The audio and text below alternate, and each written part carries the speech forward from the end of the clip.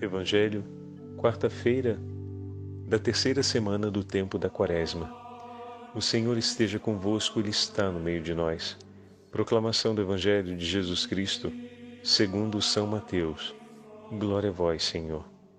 Naquele tempo disse Jesus a seus discípulos: Não penseis que vim abolir a lei e os profetas. Não vim para abolir, mas para dar-lhes pleno cumprimento. Em verdade eu vos digo, antes que o céu e a terra deixem de existir, nenhuma só letra ou vírgula serão tiradas da lei, sem que tudo se cumpra. Portanto, quem desobedecer a um só desses mandamentos, por menor que seja, e ensinar os outros a fazerem o mesmo, será considerado o menor no reino dos céus. Porém, quem os praticar e ensinar, será considerado grande no reino dos céus. Palavra da salvação. Glória a vós, Senhor. Quarta-feira da terceira semana do tempo da Quaresma, em nome do Pai, do Filho e do Espírito Santo. Amém. Queridos irmãos e irmãs, a Santa Liturgia hoje nos leva para o 5º capítulo do Evangelho de São Mateus, o capítulo das Bem-aventuranças.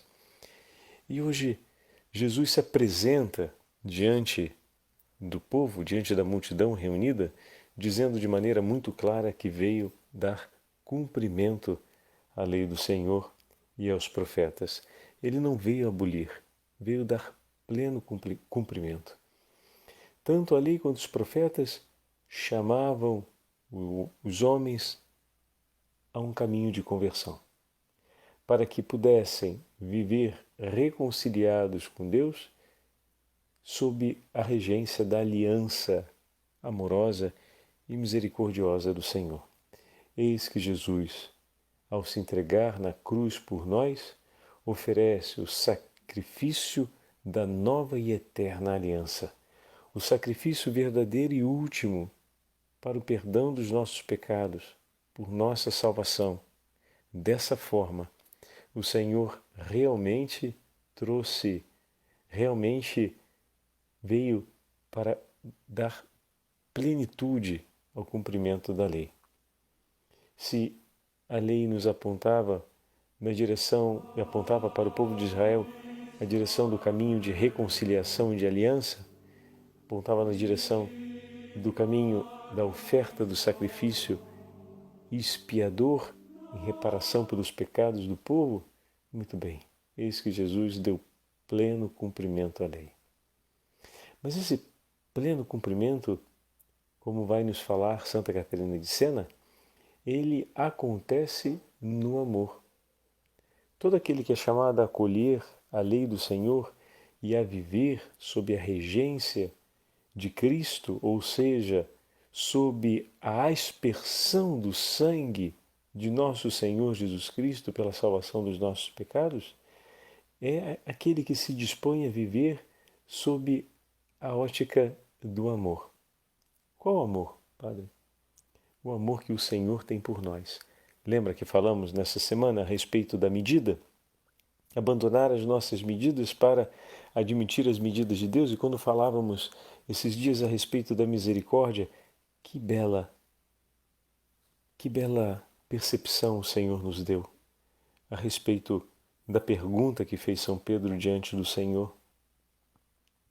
Permitir que o Senhor nos dê, digamos assim, o desafio de irmos além, ter um coração que deseja cumprir o que o Senhor diz, mas um coração que, sobretudo, deseja amar e esperar na palavra do Senhor. Podemos cumprir o que o Senhor nos pede, nos diz, com um certo temor, um temor que se verifica no medo de perder a própria liberdade ou a satisfação do próprio querer. Mas existe uma outra forma de cumprir o que o Senhor nos diz, cumprir por amor a Ele, vivendo um temor mais elevado. Nesse caso, o temor de vê-lo ofendido. Qual é o temor que move o nosso coração? O temor de sermos constrangidos por Deus se não fizermos aquilo que Ele nos pede, pois Ele é mais forte e soberano? Ou o temor de um coração que ama tanto ao ponto de zelar ardentemente para não ver aquele que ama entristecido, decepcionado ou mesmo não amado pelas demais almas? Vamos ouvir o que o Senhor, Deus Onipotente, no diálogo da Divina Providência, fala ao coração de Santa Catarina de Sena. Vês, minha filha, aqueles que por temor vil procuram afastar-se das garras do pecado mortal? Se tal esforço não for depois inspirado no amor, a virtude, o temor servil não lhes bastará para alcançarem a vida eterna. Ao temor tem de estar unido necessariamente o amor, porque a lei está fundada no amor e num temor santo. E aqui o Senhor já evidencia ao coração de Santa Catarina de Sena essa percepção que toda lei se funda no amor de Deus por nós. E em um momento ela se apresenta como temor, enquanto, nesse caso, o medo de ser punido por Deus e de perder com isso algo a mais daquilo que seria a própria vontade, o próprio interesse. Deus pode me constranger de alguma forma. Então existe esse nível de temor, mas existe o outro temor, que é aquele fundado no amor, que é um zelo intenso e profundíssimo, fundado no amor, que me leva a temer ver triste, ver em sofrimento, ver abandonada a pessoa que amo. Vamos lá. A lei do temor é a antiga lei que dei a Moisés e que assentava apenas no temor. Nessa lei, a qualquer falta cometida seguia-se uma punição. Pelo contrário, a lei do amor é a nova lei, que foi dada pelo Verbo, o meu Filho único, e que está fundada no amor que sinto por Ele. A nova lei não destrói a lei antiga, mas completa. Foi isso que vos disse a minha verdade. Não vim revogar a lei, mas completá-la. Ele uniu, se referindo a Jesus, ele uniu a lei do temor à lei do amor. E o amor purificou o temor da sua imperfeição, que é o temor do castigo, o medo da retaliação, e restou apenas o temor perfeito, o temor santo, que não é o temor de prejudicar os próprios interesses, mas o temor de me ofender a mim e sua suprema bondade, e dessa forma não participar da plenitude do que é meu. Assim, a lei imperfeita foi levada à sua perfeição pela lei do amor, que meu Filho apresentou com suas palavras e entregou com seu sangue. Muito bem, meus irmãos e minhas irmãs, com essas palavras com a qual o Senhor fala com Santa Catarina de Sena, podemos compreender um pouco mais o Evangelho de hoje. Às vezes podemos ler o Evangelho de hoje como sendo uma cobrança do legislador que se cumpra as leis que se foram dadas.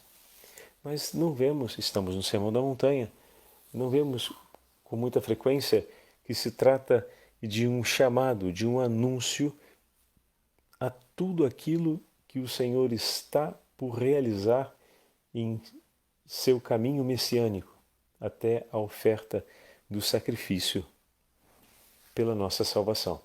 E, ao mesmo tempo, viver a plenitude da lei significa viver uma vida fundada agora sobre o amor a Deus e ao próximo. Olha aí, estamos fazendo já a percepção do mandamento do Senhor. Se a plenitude da lei se realiza no amor a Deus, como permanecer amando a Deus sem amarmos ao próximo? O próprio Senhor vai nos dizer como é possível de fé a palavra daquele que diz que ama a Deus, mas odeia o seu irmão. Muito bem. O amor que Deus sente por nós é um amor perfeito. É um amor que não aceita a possibilidade de existir um tempo onde a bondade não haja entre nós.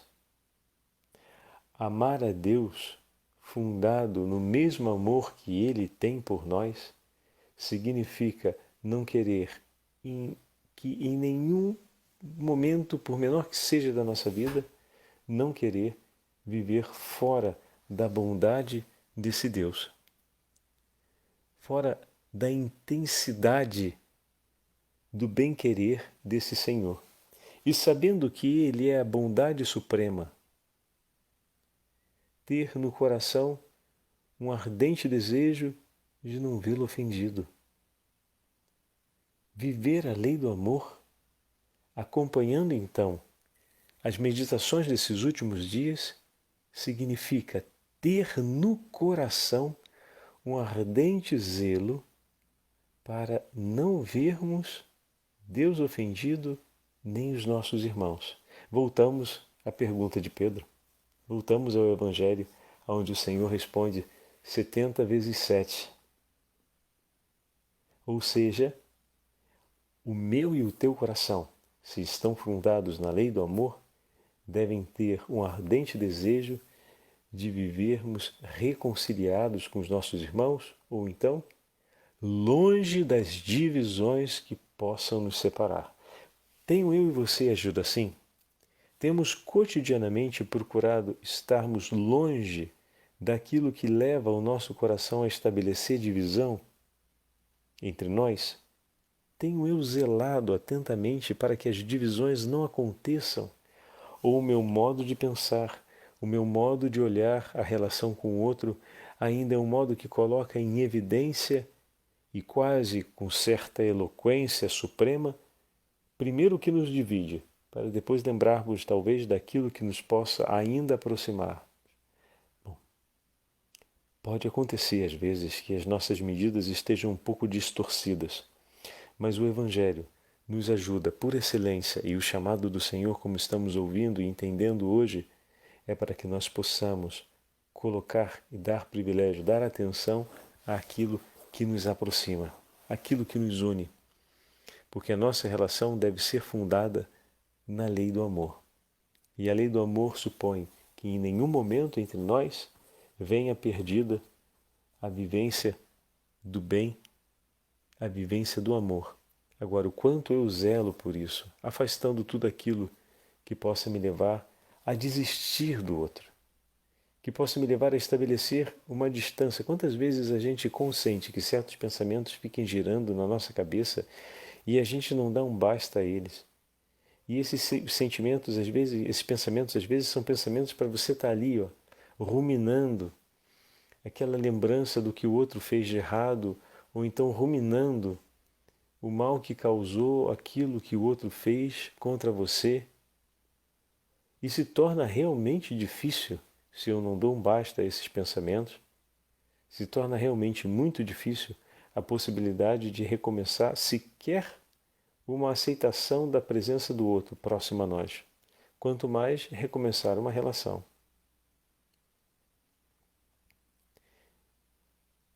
E isso vai de encontro àquilo que falamos algumas meditações atrás. Existe um compromisso da nossa parte em poder cuidar daquilo que o Senhor nos entrega como graça. Assim como precisamos, dizia São Pedro Crisólogo, esses dias na liturgia das horas, precisamos cuidar da oração, precisamos cuidar da penitência, cuidar do jejum, de maneira que cada uma dessas práticas aconteçam com a participação das outras. E desse modo, cada uma delas conseguirá o máximo da sua beleza, ou realizará ou produzirá o máximo de seus frutos. Queremos uma vida no Espírito, mas para termos uma vida no Espírito prometida pelo Senhor e confirmada por Ele, através da Santa Mãe Igreja, por meio do nosso batismo e por todas as vezes em que recebemos o sacramento da Eucaristia, da reconciliação, e somos nutridos para essa vida através do sacramento da Eucaristia, da Palavra de Deus, através de uma vida devota, de uma vida de piedade, precisamos cuidar para que essas virtudes que vamos recebendo ao longo desse tempo, pouco a pouco nos ajudem a ir consolidando aquele estado de vida que nós chamamos de busca pela santidade, que é a vida que o Senhor propôs para nós. Em outras palavras, viver a plenitude da aliança do amor. Ser santo não é outra coisa senão desejar viver a plenitude dessa aliança de amor. Ser santo significa querer afastar entre você e seu irmão tudo aquilo que possa dividir vocês. Ser santo significa ter um zelo ardente no coração por ver e buscar a felicidade de Deus. Ser santo significa ter a iniciativa de cuidar com carinho de todos os dons que Ele nos oferece, tendo um coração rico em gratidão e capaz de recolher da alegria dessa gratidão um testemunho que atraia os irmãos para junto de Deus. Isso é ser santo. Não é nenhum mistério. É um acontecimento de amor. Os santos são aqueles que têm e que tiveram um coração ardente e vigorosamente unido a Deus e ao próximo. E é isso que precisamos pedir, conforme o Senhor nos diz, quando no final do Evangelho de hoje faz a referência a respeito daqueles que violam e daqueles que ensinam. Aquele, portanto, que violar um só desses menores mandamentos e ensinar aos homens a fazer o mesmo, será chamado menor no reino dos céus. Ou seja, todo aquele que, recolhendo os mandamentos do Senhor, conhecendo-os, não os cumpre, está perdendo tempo e está arriscando tanto sobre o bem da própria alma. Não deixa passar na sua vida as ocasiões de amar a Deus e de amar o teu irmão. Não deixa. Porque são essas ocasiões que vão fazer toda a diferença. Perdemos às vezes anos, meses, semanas atravessados com picuinhas que não servem de nada. Não ajudam a fechar a ferida e tampouco ajudam a superar os problemas que ficaram entre nós. Mas a gente dá uma atenção e faz um investimento de energia com pensamentos, com repetições, às vezes até com conversas com outras pessoas que, ao invés de nos ajudar a superar, parece que aquelas conversas que às vezes a gente chama de desabafo, mas que de desabafo não tem nada, porque a gente termina a conversa mais abafado do que no início, né? A gente vai falando, estou falando sobre os problemas, você está escutando aquilo dali e depois parte para cima com uma série de conselhos, ou então chama a atenção sobre uma coisa e outra, e daqui a pouco a gente está falando já do outro fulano, que, enfim, o que era um desabafo se tornou uma sufocação, vamos colocar assim, por caridade. Você começou falando e acabou ouvindo mais problema do que aquilo que você falou. E depois de ter falado tanto, não é que te ajudou a tirar de dentro de si, a solucionar o problema. Aliviou um pouco porque você dividiu com uma outra pessoa, mas não te isentou de uma responsabilidade, de um compromisso diante daquilo. Então é melhor uma conversa que seja mais eficaz e efetiva. Vamos falar sobre como, a partir do Evangelho, as coisas podem mudar na nossa vida, né? Até mesmo criando, e para isso precisamos criar esse filtro.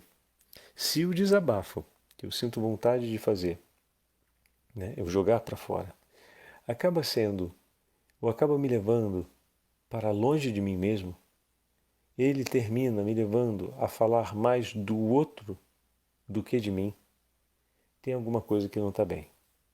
É hora de colocarmos ali um filtro, porque esse ato que é apresentado como uma coisa boa para a saúde psicológica e para a saúde emocional, por assim dizer, e até para a saúde espiritual de uma pessoa, se ele termina falando do outro, se ele te leva para fora de você mesmo, não é bom. Por que não é bom? Porque não está te ajudando a cuidar de algo que é responsabilidade sua e é importante na sua vida. Como posso fazer para afastar de entre nós tudo aquilo que nos separa e nos divide? Deus diminuiu as distâncias que nos separavam. Veio ao nosso encontro como como o pastor sai para buscar a ovelha ferida. Ele se antecipou ao filho que chegava, maltrapilho voltando da vida desenfreada, e se lançou ao seu pescoço. A imagem do filho pródigo é fortíssima. O filho veio para se lançar aos pés do pai e o pai se lança sobre o pescoço do filho, ou seja, o abraça profundamente, com tanto amor. O outro não teve tempo de se lançar aos seus pés porque o amor do pai por ele foi mais ágil. O ferido amou e se alegrou mais do que aquele que havia ferido por ter reencontrado. Quantas vezes, como homens e mulheres feridos, temos o desejo no coração de voltarmos à comunhão com o outro, mas parece que pesa para nós a importância de primeiro passar preto no branco tudo o que aconteceu. E no final das contas podemos, por causa disso, começar uma briga ainda maior do que a primeira. E sabe o que é pior? Terminarmos mais uma vez sem falarmos um para o outro quanto nos amamos de fato. Estão vendo o tamanho dessa perda? Não vale a pena. Não vale a pena. É preciso que também a nossa vida seja fundada na lei do amor. E é preciso que a gente olhe e reveja cada uma dessas experiências e sensibilidades do nosso coração para que estejamos, como nos diz o Senhor, fundados no amor e possamos caminhar assim cotidianamente. Que essa terceira semana da Quaresma nos ajude, dia após dia, a reacendermos, esse olhar atento sobre certas páginas do nosso relacionamento interpessoal e do nosso relacionamento com Deus. E desse modo vamos preparando o nosso coração para a festa da Páscoa do Senhor, que daqui a pouco está chegando e vamos ter a alegria de celebrar juntos. O Senhor esteja convosco, Ele está no meio de nós. Pela intercessão de São José e da Santíssima Virgem Maria, abençoe-vos o Deus Todo-Poderoso, Pai, Filho e Espírito Santo. Amém. Lembrando, hoje iniciamos a nossa novena a São José. Já teremos ela em áudio, gravada no YouTube e também estaremos enviando nas outras mídias para que todos nós possamos, nesse ano dedicado a São José, fazermos juntos essa novena ao patrono da Igreja, aquele que é o guardião e o intercessor pelo bem de toda a Igreja. Vimos recentemente o Santo Padre fazer uma visita importantíssima ao Iraque, que recolhe hoje um dos maiores números dos nossos mártires cristãos, mártires do nosso tempo. E ver o Santo Padre ali foi de grande consolação para a Igreja no mundo inteiro, mas especialmente para os nossos irmãos do Oriente. Confiemos a São José o cuidado do Santo Padre, o cuidado de toda a Igreja, o cuidado da nossa casa e o cuidado de todos aqueles que testemunham o amor a seu Filho.